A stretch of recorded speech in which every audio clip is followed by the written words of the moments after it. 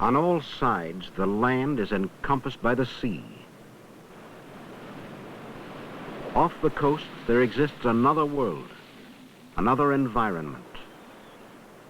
To the air-breathing creatures of the land, it is a strange world that is rarely entered, although from the dawn of history, man has used the sea as a rich hunting ground. And he has become proficient in the transport of his civilization from one continental island to another.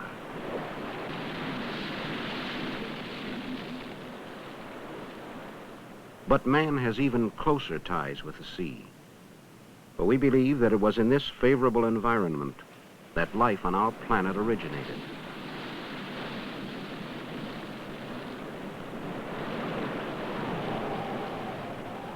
Covering 3/4 of the Earth's surface, the vast mass of the sea continues to make life possible, for it is the source of all our water, and it controls the climate, making the Earth habitable. Soaking up energy from the sun, stirred by the moon and by the winds, the sea is the most powerful force on Earth.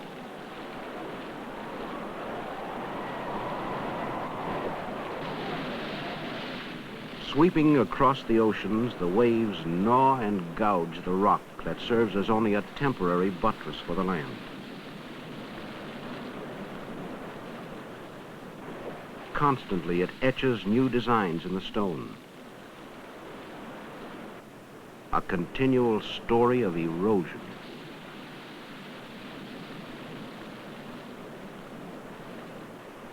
But the sea also builds, building a sandy beach with the granulated remains of the rocks, giving back what it has stolen from the land in small golden change.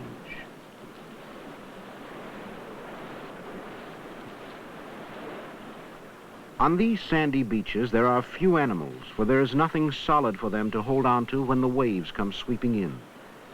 The small crustaceans and mollusks that live here have to contend not only with voracious gulls.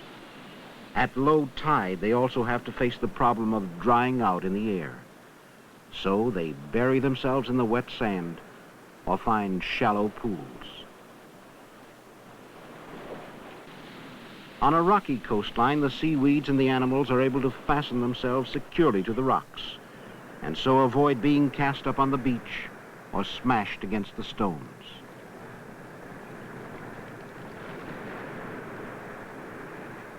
In the pockets of water left by the retreating tide, there is gathered a rich variety of animal life.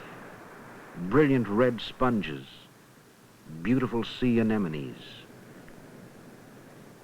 In these quiet tidal pools, crabs and starfish find havens until the sea returns. In the meanwhile, their normal pattern of life continues. The anemone's flower-like beauty is deceptive. A nereid worm caught in the tentacles is injected with poison before being dragged down into the animal's sac-like body.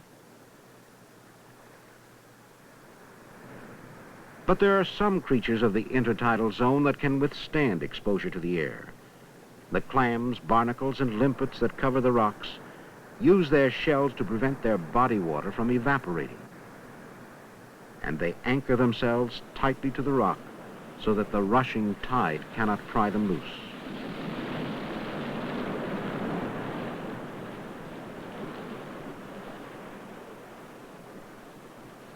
The cold fingers of the rising tide creep over the rocks, and the intertidal zone will again be covered by the sea. Living permanently beneath the surface are creatures that do not have to contend with the hazards of tides and surf. Sitting quietly on the seafloor live the bottom-dwelling creatures. Looking more like plants than animals, the sponges lead completely sedentary lives. They feed by simply pumping food-laden water in and out of their hollow bodies. In a large colony of coral polyps, flower worms have made a home. In the shallow coastal seas, the water is like a rich soup, full of microscopic plants and animals. The worms have only to stretch out their hairy gills to capture the minute food particles from the water. When danger threatens, the worms quickly retreat into their tubes. Barnacles feed in a similar way. They've been described as animals that lie on their backs and kick their food into their mouths with their feet.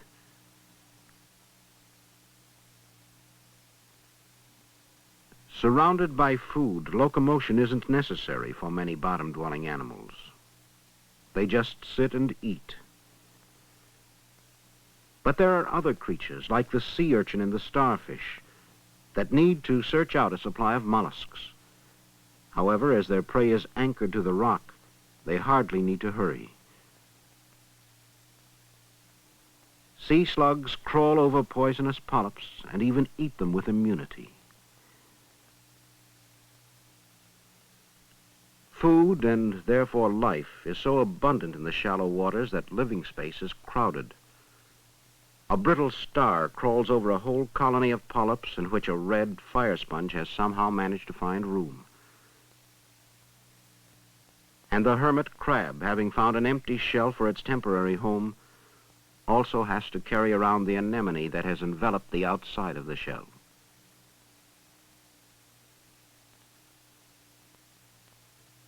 There are some specialized mollusks that propel themselves rapidly over the seafloor. They strain the water of food in one area, then move off to a new location. But most of these bottom-dwelling animals are very conservative in their movements. And when a sea urchin is pursued by a helmet conch, the strange chase has all the qualities of a nightmare. Swinging from side to side, the huge mollusk inches forward on its muscular foot. Oblivious to the sharp spines, the giant snail rears over its victim. It will soon cut its way through the shell and get at the urchin's soft inner body.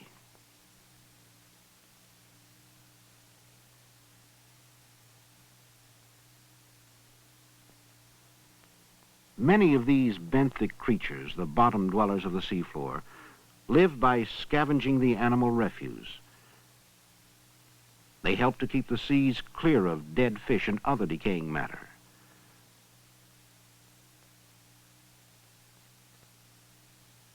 Living in rock crannies, the octopus feeds on the crabs and leaves their remains outside its den to be eaten by other scavengers. The vicious-looking moray eel also lives in rock crevices. With its savage jaws and a mottled skin for camouflage, the moray is a dangerous adversary.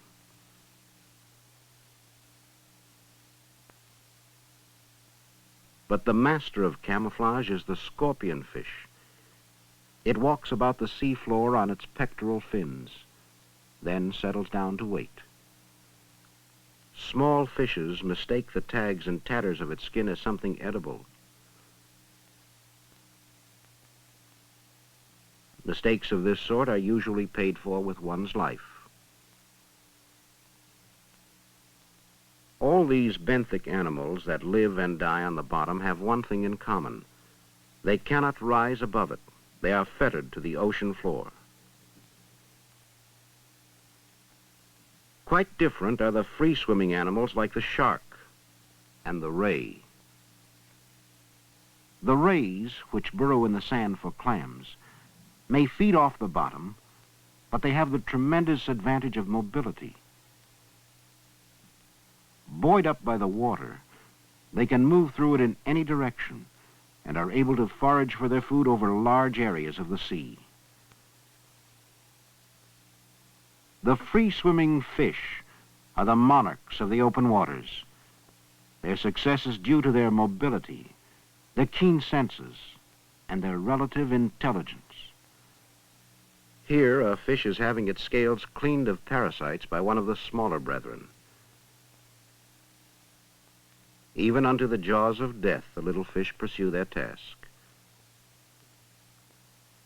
An interesting relationship. One partner gets the parasites to eat, the other has an irritation removed.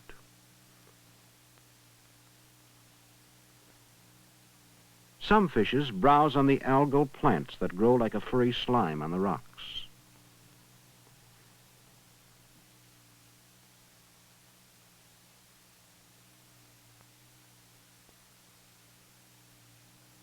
But most fish are predators. And in this truly three-dimensional world of the waters, predators can strike from any angle.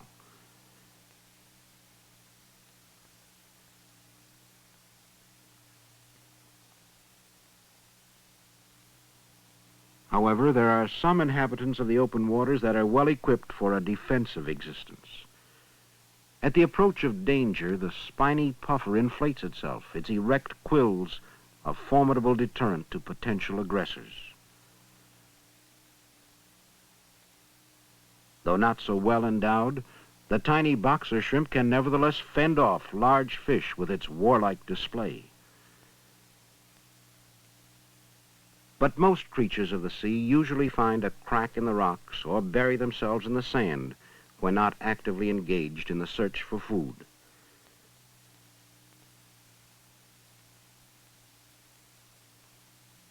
However, there are many predators, such as the triggerfish, that are not only dangerous, they are also intelligent enough to know from experience where to search for prey. Blowing hard, the queen trigger prospects for a possible victim. Disturbed, the crab retaliates violently.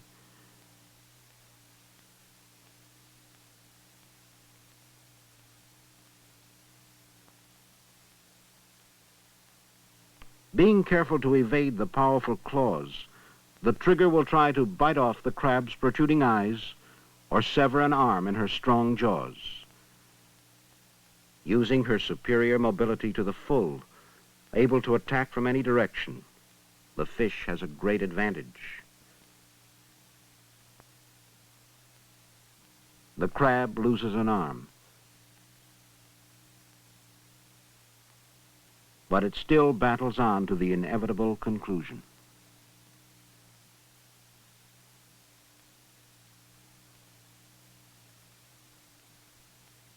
But there is a beauty in the sea as well as violent death. A school of graceful squid hover in the water, holding their tentacles so tightly together that they look more like slender beaks. These squid and the beautiful marine jellyfish are really living fossils. Swimming by rhythmic contractions of their cup-shaped bells, their ancestors lived and thrived in the warm seas of the Precambrian age, 600 million years ago. 200 million years later, large squid-like creatures dominated the seas. Even today, there are squid that are 50 feet long, giants that battle the predatory sperm whales half a mile beneath the ocean surface. Originally creatures of the land, the whales invaded the sea some 70 million years ago. With their bodies better supported by the water, they developed into a massive size. Blue whales, 100 feet long and weighing 150 tons, are the most gigantic creatures that have ever lived. The dolphins, members of the whale family, are intelligent social creatures. They communicate with each other by squeaks and have complicated brains comparable to man's. All these mammals of the sea, whether whales or seals, are true warm-blooded creatures that breathe air and bear their young alive. The world of the sea is an environment that is inextricably linked with the creatures of the land. But although man has traveled its surface and suffered the ravages of its storms for centuries, Fear of the unknown and fear of terrible sea monsters severely discouraged active exploration. Only in comparatively recent times has man started to scientifically explore the sea. Oceanographers and marine biologists, the scientists of the sea, chart the oceanic rivers, the currents, and study the ocean floor and the plant and animal populations. By sending sampling bottles to various depths, they can analyze the water for salt content and nutrients.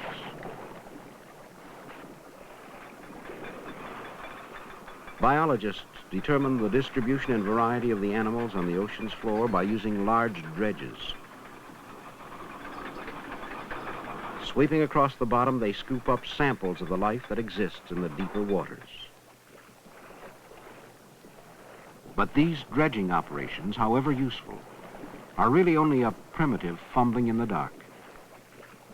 To appreciate the problems of deep-sea research, one must know something of the geography of the sea.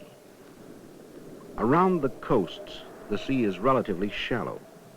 This is the continental shelf, and most of the sea's creatures live in these sunlit waters. For it is only in the upper few hundred feet that there is enough sunlight to sustain the plants of the sea. Beneath the sunlit surface lie the great depths of the ocean, a steep plunge of 12 and sometimes 18,000 feet down into the dark waters of the abyss. Although parts of the seafloor are completely flat, there is also a rugged submarine terrain of mountain ranges and active volcanoes that tower thousands of feet above the seafloor. It is this vast environment that oceanographers are determined to explore with echo sounder, dredge, even in person. To invade these Stygian depths, man has encased himself in a steel shell. The pioneer of deep-sea exploration was William Beebe, but it was left to Auguste Piccard's bathyscaphe to make the ultimate descent, 7 miles down to the bottom of the Mariana Trench. Realizing its great potential, the United States Navy purchased Piccard's bathyscaphe to pursue man's personal exploration of the abyss. This is a free-floating submersible, not tethered by a steel umbilical cord to a mother ship, but operating in much the same way as a balloon. It uses gasoline for buoyancy and steel shot for ballast. The 2-man crew work in a steel sphere that is attached to the underneath of the float.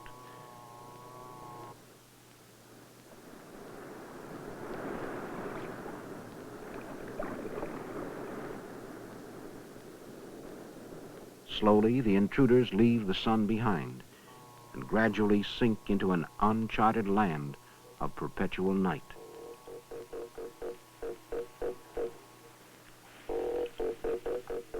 The sea has been called a silent world, but special microphones have now been used to record the weird animal noises that can be heard underwater.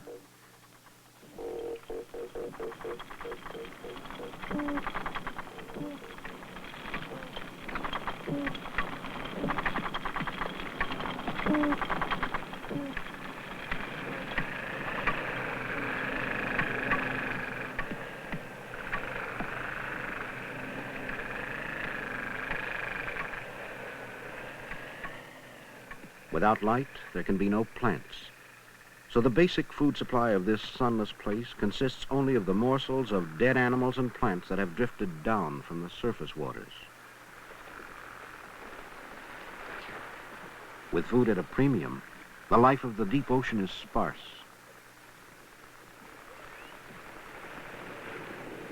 In this dark void live the strange creatures of the abyss.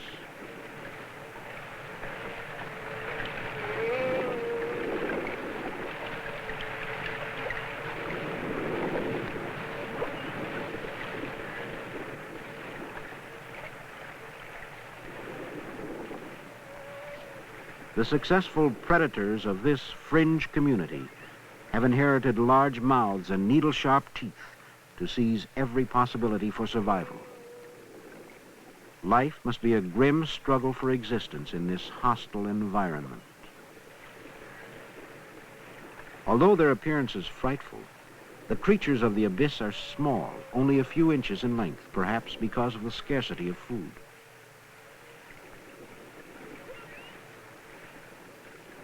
Seen in the dark, many of the fish are luminescent. Their lights are probably used to lure prey within reach of their sharp teeth.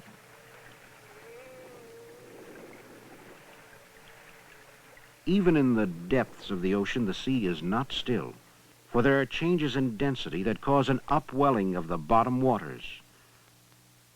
As the water rises to the surface, it carries with it the valuable minerals that have settled on the ocean floor.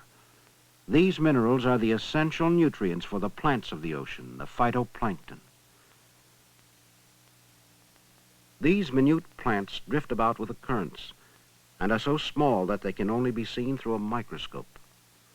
But the diatoms, single cells only 1/1000th of an inch in diameter, are nevertheless the basic food supply of the sea. On these tiny plants feed the zooplankton, minute animals like the copepod.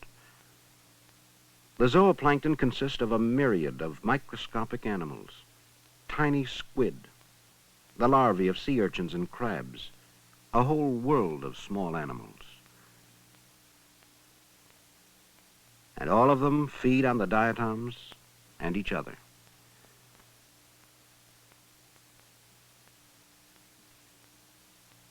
The zooplankton, in turn, are the food for the smaller fish.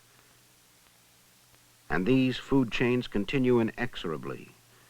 For in the sea, virtually every free-swimming animal lives off a creature smaller than itself. Although most fishes go after their prey with lightning speed, some use deception and patient guile to hunt their prey. Hanging vertically to mimic the nearby finger sponges, the trumpetfish drifts slowly towards its victim.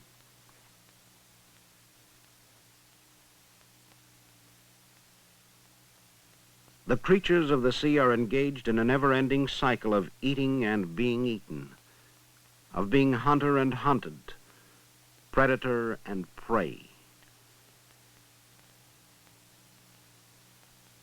In the face of this constant struggle for food, one might feel that the animal population would be completely decimated.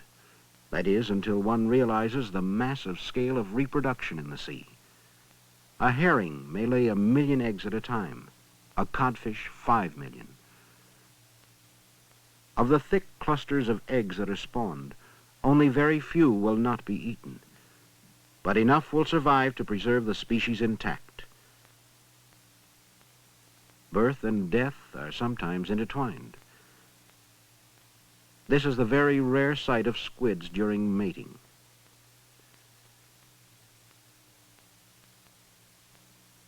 The climax results in the parent's death, and their bodies litter the sea floor.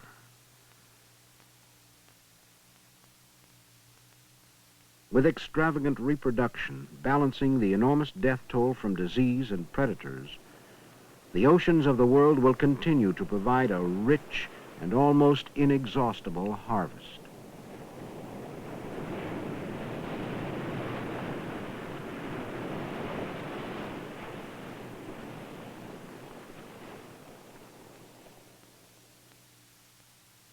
This world of the sea, referred to by the ecologists as the marine biome, this rich and varied community of interdependent plants and animals, is also a world of great natural beauty. But the beauty of nature cannot be based on sentiment. Animals have essential needs which must be fulfilled if they are to survive. The graceful stalking of a crab is in itself a drama that has a certain grim beauty.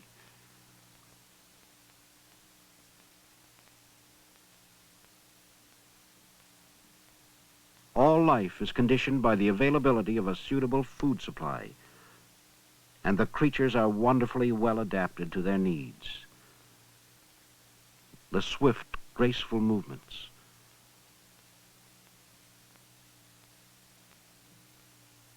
the keen eyesight, the highly evolved nervous system.